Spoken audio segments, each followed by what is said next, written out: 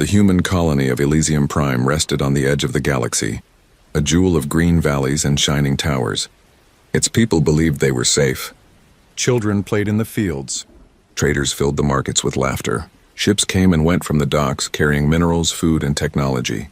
To the colonists, life felt secure, like the dangers of war were far away. But in the silence of deep space, something was moving. Something vast. The first sign came when the skies over Elysium turned dark. At first, the colonists thought it was a storm, rolling clouds casting shadows across the fields. But storms do not move in formation. Storms do not glimmer with metallic light. When people looked up, they saw it. A wall of alien warships blotting out the sun. The colony alarms began to scream. Mothers grabbed their children. Soldiers rushed to the defense stations. Ships in the docks scrambled to launch, but their engines were too slow. By the time Elysium Prime understood the danger, it was already too late. The aliens attacked without a word. No message, no demand, no warning. Beams of energy lit the skies like burning spears. Towers crumbled in an instant. Whole streets vanished in fire. The ground shook as explosions ripped through the colony. A worker in the central hub, a man named Elias, fell to his knees as the floor buckled. He had only seconds to run before the ceiling collapsed behind him. His ears rang with the cries of people around him, voices drowned by thunder. Through broken glass, he saw the impossible sight. Entire neighborhoods erased in a single blast. The colony militia tried to fight back. Small defense ships lifted from the launch pads, firing streams of missiles toward the alien fleet. For a brief moment, hope flickered.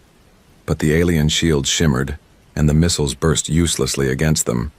A wave of enemy fire followed, tearing the defense ships into dust. The sky became a graveyard of burning metal. On the ground, soldiers dragged civilians into bunkers, but even the bunkers shook as alien blasts struck deeper and deeper into the earth. The colony governors sent frantic distress calls across the galaxy. Elysium Prime under attack. Alien fleet. Overwhelming force. Send help. The transmission ended in silence. One by one, communication stations were destroyed. The colony's voice was cut off, its pleas unheard. Elias stumbled into the ruins of a marketplace. Smoke stung his eyes. Fires roared around him, and everywhere he looked there were bodies. Friends, neighbors, children who would never grow again. He could barely breathe, but he forced himself forward, hiding under collapsed beams crawling through ash. Above him, the alien ships hovered like predators, methodical, unfeeling. Their weapons carved the colony apart piece by piece. It was not a battle. It was extermination. Elias reached a ridge at the edge of the city. From there, he saw the true scale of the destruction.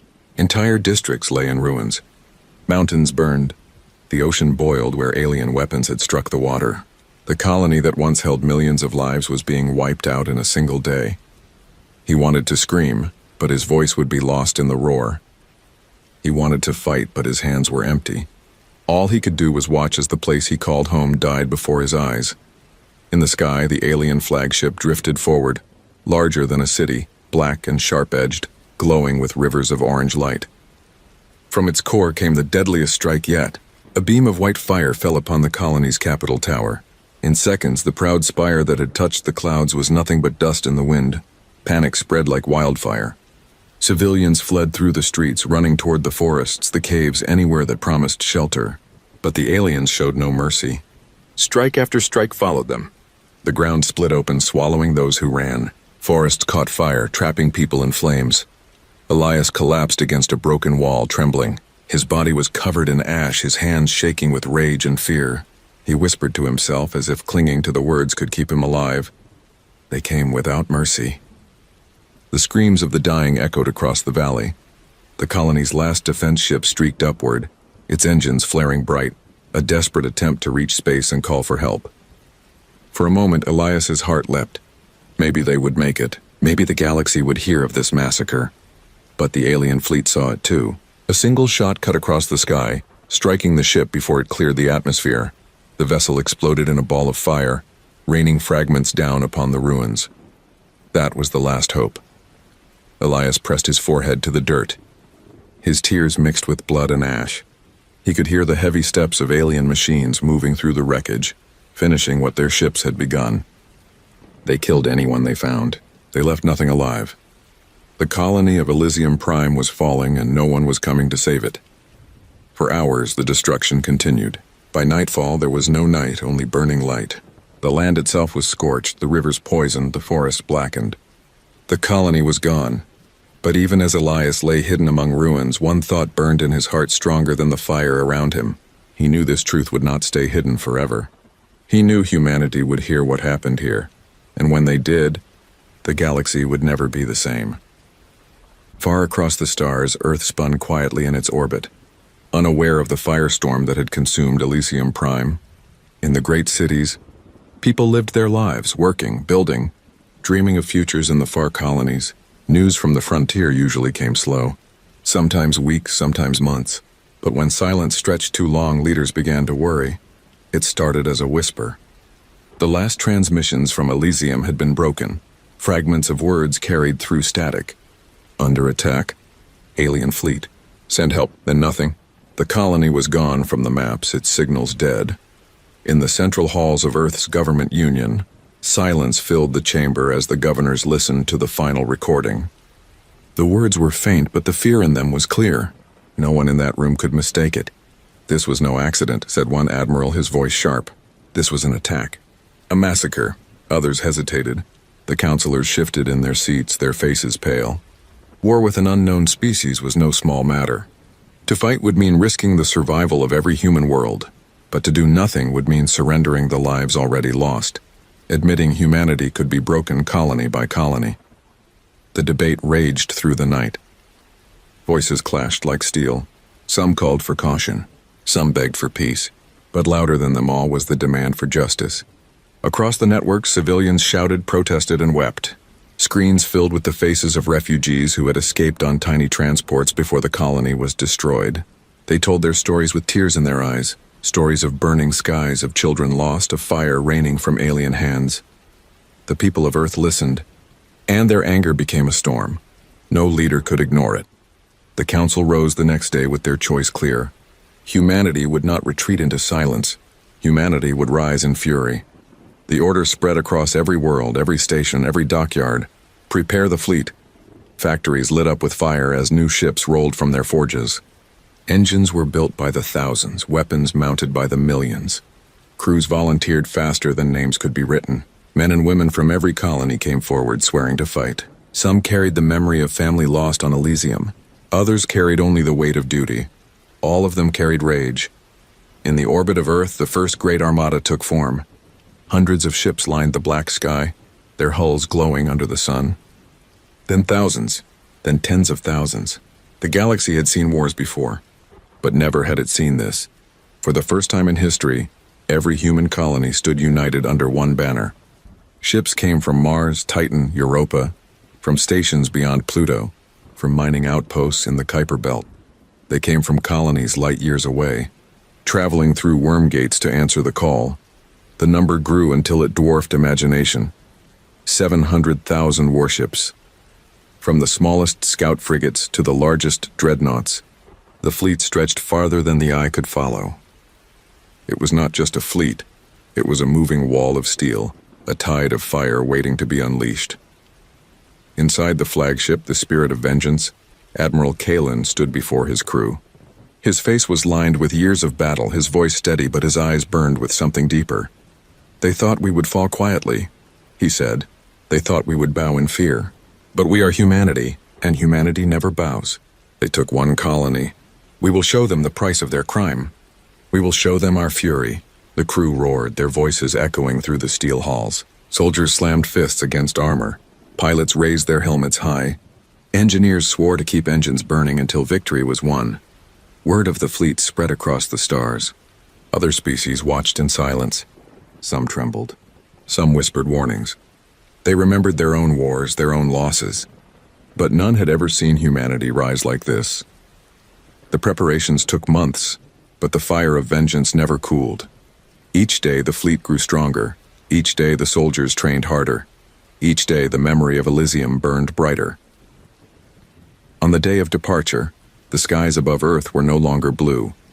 They were filled with ships, their engines glowing like a second sun. Families gathered on rooftops to watch, waving to loved ones as they marched into the unknown. Children held signs, their words simple but powerful. Bring them justice. The signal came, engines flared, and like a storm unchained, the armada rose. From orbit it looked like rivers of light pouring into space. From the ground, it looked like the very stars were leaving the sky. The spirit of vengeance led the way, its hull black as night, its guns gleaming like fangs. Behind it, hundreds of thousands of warships stretched into the dark, a wall of fury that would not be stopped. Elias, the survivor of Elysium Prime, had been carried across the stars to Earth. Weak, broken, but alive. As the fleet rose, he stood, among the crowds, his face shadowed by the glow of the engines. He whispered the words he had spoken on the day of destruction. They came without mercy. He lifted his head, eyes burning as the sky filled with fire. And we will answer. The roar of the armada thundered across the heavens. Humanity had awakened, and the galaxy would soon learn what that meant. The fleet moved like a storm through the endless dark. 700,000 warships stretched across the void, their engines glowing like rivers of fire. From the smallest frigates to the largest dreadnoughts, they filled the black sea of space with light and power. Never before had the galaxy seen such a sight. For weeks they traveled through worm gates, each ship passing like a flash of lightning into new star systems. Civilians on distant worlds stood in silence as the fleet passed overhead. Children pressed their faces to windows. Traders stopped their work. Even miners deep in asteroid belts paused to watch the glow that moved across the stars. It was not just a fleet. It was a message. Humanity had risen, and nothing would stand in its way. Inside the ships, tension grew with every jump. Soldiers drilled day and night, repeating the same moves until their bodies ached. Pilots ran through simulations, their hands shaking with both fear and hunger for battle. Engineers slept beside their engines, whispering to them as if they were living hearts that needed care. In the medical bays, nurses wrapped bandages on soldiers training too hard. They smiled, but their eyes showed the same truth. Every person in the fleet knew they might not return. Still, no one asked to go home. In the spirit of vengeance, the flagship, Admiral Kalen, walked the command deck. He studied maps of alien space projected in glowing light. His officers saluted him with respect, but he said little.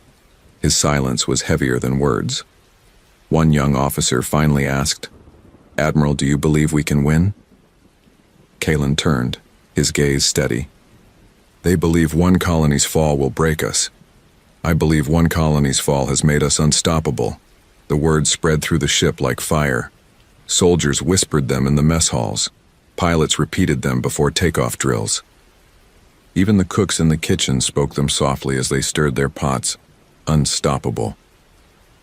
But the journey was not only fire and pride. In the darkness, doubts lived. Alone in their bunks, some soldiers stared at the ceiling, wondering if the aliens were stronger than anyone could imagine. Others feared they would die far from home, their bodies lost in space. And yet when the alarms rang for duty, they rose. Doubt could not silence fury. As the fleet drew closer to alien space, the stars themselves seemed to change. The skies grew colder, darker, filled with strange colors. Pulsars flickered like watchful eyes. Entire regions of space lay silent, abandoned by life. Ships reported finding wrecks, destroyed vessels drifting in the void, their designs unfamiliar. They had been erased by the same enemy that had struck Elysium Prime. The soldiers studied the ruins in silence. Some swore vengeance even louder. Others grew afraid. The message was clear. This enemy had killed before, and it would kill again. One night cycle aboard the Spirit of Vengeance, Elias, the survivor of Elysium Prime, was brought to the observation deck. He still carried the ash of his world in his heart. His body was thin, his eyes shadowed, but his voice carried weight. He stood before the soldiers and spoke quietly, yet the room went silent. "I saw what they did. I saw children burning. I saw homes erased in seconds.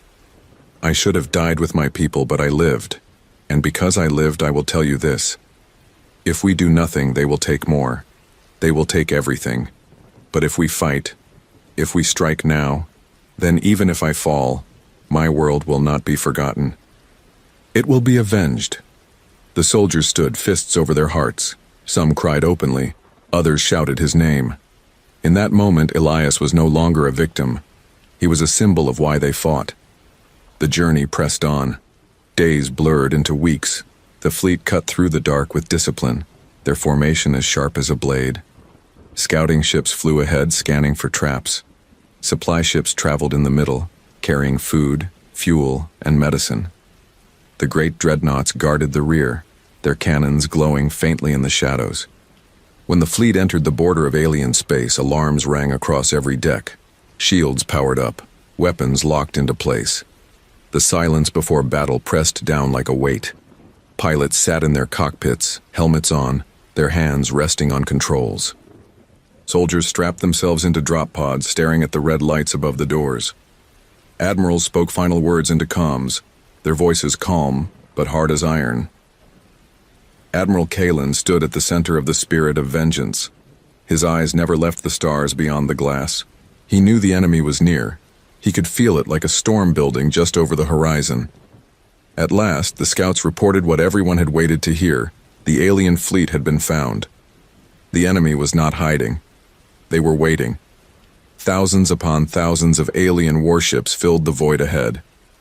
Their shapes were jagged, their surfaces glowing with cruel light. They moved like predators, silent, patient, hungry. The human fleet slowed, stretching across the system like a wall of steel. On every deck, hearts beat faster. Soldiers clenched their weapons. Pilots whispered prayers. Elias stood among them, his hands trembling, not with fear but with rage. The comms crackled. Admiral Kalen's voice carried through every ship in the armada. Soldiers of humanity, the enemy waits ahead. They believe we will break. They believe our fire will fade.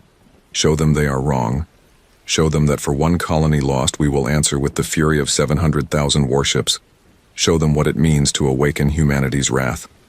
The ships roared as one, engines flaring, weapons ready. The journey was over. The battle was about to begin.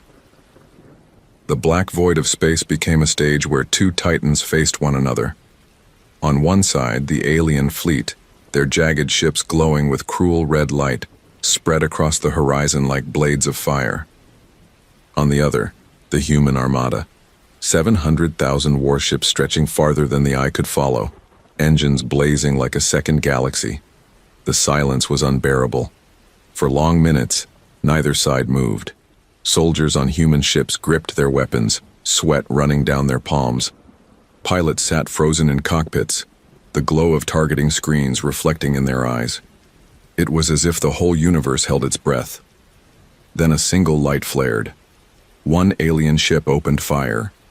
The first beam cut across the void, striking a human cruiser. The vessel exploded, fragments spinning into darkness. For a heartbeat, the fleet went silent in shock. Then Admiral Kalen gave the order, "Return fire." The sky lit up like a newborn star. Human cannons thundered as hundreds of thousands of warships released their fury. Missiles streaked through the black, cutting trails of fire. Beams of blue and white energy crossed like lightning. The alien fleet answered with their own storm. Red bolts tore through human formations, ripping frigates apart. Whole squadrons vanished in the blink of an eye. The battle had begun. On the bridge of the Spirit of Vengeance, Kalen stood firm as the ship shuddered under fire. Officers shouted reports, their voices urgent. Left flank breaking. Shields holding, but weakening. Enemy weapons tearing through Sector 9. Kalen's voice cut through the chaos. Hold formation. Press forward. No retreat. Across the armada, human warships surged ahead. Smaller frigates darted between alien cruisers, launching torpedoes into their weak points. Dreadnoughts fired massive plasma cannons, each shot cracking alien shields like glass. Carriers released swarms of fighters that filled the void with streaks of light. But the aliens were relentless. Their weapons struck with terrifying precision. Whole human fleets were caught in webs of red fire and burned into silence. The void became a graveyard of drifting metal and fading lives. In the chaos, Elias sat aboard a troop carrier strapped into a drop pod. Around him were soldiers in black armor, silent, waiting for the green light. Through the small glass above, Elias saw the storm outside, the clash of giants shaking the stars. His heart pounded, but his jaw was set. He had lost his world once. He would not lose this fight.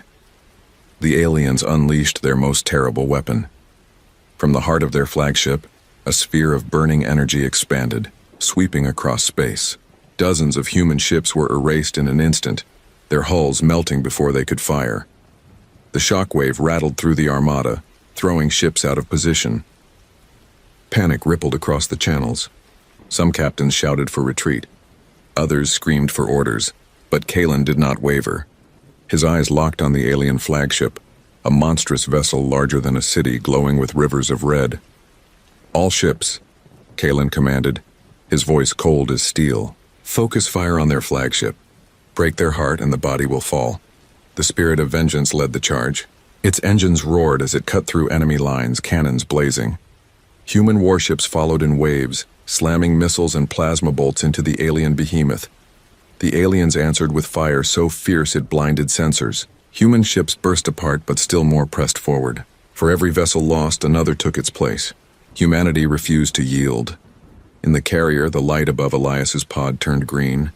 The doors opened and soldiers launched into the void. Pods streaked toward the alien ships, glowing like meteors. The soldiers would fight inside the monsters themselves. Elias closed his eyes as his pod shook, whispering his vow, for Elysium. For every life they stole. Back in the battle, the flagship clash reached its peak. The spirit of vengeance locked weapons with the alien Titan, the two ships hammering each other with every strike. Alarms screamed across Kalen's deck. Sparks rained from the ceiling. Officers struggled to stay on their feet as the ship trembled under blow after blow. "Admiral," one shouted, "we cannot take much more." Kalen's eyes never left the burning enemy before him. "Then we will give everything." The spirit of vengeance rammed forward, its cannons firing at point-blank range. Alien shields cracked. Red light burst apart as human fire tore through the flagship's armor. The alien Titan roared back with its own fury, blasting holes through human squadrons. The void was chaos. Ships collided. Fighters spiraled into flames. The stars themselves seemed to vanish under the storm of weapons. But through it all, humanity did not falter. On every channel, soldiers shouted the same words, "For Elysium." For humanity. At last, cracks spread across the alien flagship. Its hull glowed with fractures, its weapons dimmed. And in that moment, Kalen gave the final order. "All ships, finish it." A wall of human fire rained down. Plasma, missiles, beams, everything humanity had left poured into the alien heart. The flagship shuddered, screamed, and finally erupted in an explosion so bright it lit the system like a second sun. For a breathless moment, silence returned. Soldiers stared, pilots froze, officers whispered in disbelief. The alien flagship was gone, but the battle was not over. Across the horizon, thousands of alien warships still fought with fury. Humanity had struck the heart, but the body still lived. The spirit of vengeance floated among wreckage, its hull torn, its engines burning. Kalen stood, blood on his forehead, his voice raw. "This is only the beginning," he whispered. And as the battle raged on, humanity pressed forward, their wrath unstoppable. The explosion of the alien flagship lit the void like a sun. For a brief heartbeat, all sides froze, watching the monster that had once ruled the battle tear itself apart. Debris scattered across the black glowing red as it drifted into silence. For humanity, it was proof. The enemy could bleed, but the war was not yet won. Across the horizon, the alien armada still stretched wide, tens of thousands of ships burning with fury. Their commanders screeched orders through strange signals, pushing their fleets forward with desperate rage. The death of their flagship had only sharpened their hunger for revenge. The human fleet did not retreat. They pressed forward. 700,000 warships moved like a single tide, their cannons blazing. The void filled again with fire. In the spirit of vengeance, Admiral Kalen wiped blood from his forehead. His ship's hull groaned with every impact, but his voice was calm, unbroken. "This is the hour," he said. His words carried across every human ship. One colony fell. Millions died. Today we answer. Today humanity shows its wrath. The soldiers roared as his words echoed. Pilots slammed throttles forward. Dreadnoughts charged, unleashing beams that cut through alien cruisers. Frigates darted between enemies like knives, striking weak spots before vanishing again. Carriers poured out fighter wings, a swarm of light overwhelming the skies. The battle turned into chaos, but out of that chaos rose something unbreakable: human will. Elias, inside a drop pod, crashed into the hull of an alien warship. The door blasted open and he and his squad spilled into fire and smoke. Inside the alien corridors, the air was thick with heat. Strange symbols glowed on the walls and the sound of alien roars echoed through the steel. Blasters lit the halls. Soldiers cut down alien warriors with precise fire. Elias pushed forward, his rifle trembling in his hands until he reached the core chamber. There he saw it, rows of alien eggs pulsing with light, the promise of more war to come. He did not hesitate. With a scream, he threw his grenades, fire washing over the chamber. The eggs burned, the chamber shook, and Elias staggered back, his heart pounding. "This is for Elysium," he whispered. Across space, similar battles raged inside alien ships. Human boarding parties stormed vessel after vessel, burning their cores, tearing apart their weapons. For every soldier lost, 10 more pushed forward. The aliens fought with savage power, but they had not expected such fury. Humanity's vengeance was not measured in numbers. It was measured in fire, in will, in a refusal to break. Hours passed. Space became a graveyard littered with wreckage. Alien fleets that had once seemed endless began to shrink. Their weapons grew slower, their movements less sharp. Piece by piece, they fell apart under humanity's storm. On the spirit of vengeance, alarm still screamed, but Kalen's eyes remained locked on the battle. His ship had been torn open in places, fires raging through decks, yet it still fought, still burned with life. "Admiral," an officer shouted, "the enemy lines are collapsing." Kalen stood tall, his voice carrying like thunder. "Then break them. End this." The final strike came as the Armada surged one last time. Hundreds of thousands of human ships unleashed their fury together. A storm of fire that swallowed the alien fleet. Ship after ship cracked, broke, and vanished into explosions. The void shook as the last alien dreadnought was torn apart. And then, silence. The battlefield lay in ruins. Wrecks of alien vessels drifted lifeless, their red glow fading. Human ships floated among them, scarred and burning, but alive. For the first time since Elysium Prime had fallen, humanity could breathe. In the spirit of vengeance, Kalen lowered his head. His voice was heavy but firm. "It is done. Humanity stands." On Earth and every colony, news spread like fire. Screens lit up with images of the battle, of the Armada, of the enemy defeated. Crowds filled the streets, weeping, cheering, shouting the same word: victory. But in the hearts of those who fought, it was not joy alone. It was sorrow for the millions lost. It was grief for the colony that had burned. And it was a vow: this would never happen again. Elias stood aboard a transport, staring out at the wreckage drifting across the stars. His body shook with exhaustion, his face scarred, but his eyes were clear. He whispered the words he had spoken since the beginning. They came without mercy, and we answered. The fleet gathered its dead, repaired its wounds, and turned for home. Humanity had shown its wrath, and the galaxy had witnessed it. Every species that watched from afar now understood. Humanity was not fragile, not broken, not weak. One colony had fallen. But in its fall, it had awakened something greater, an unyielding fire that no enemy could extinguish. The message was clear. To strike at humanity was to invite annihilation. And so the Armada moved back through the stars, its engines glowing like a wall of suns leaving behind a silent field of wreckage. The galaxy would never forget what it had seen. Humanity had risen. And humanity would never bow.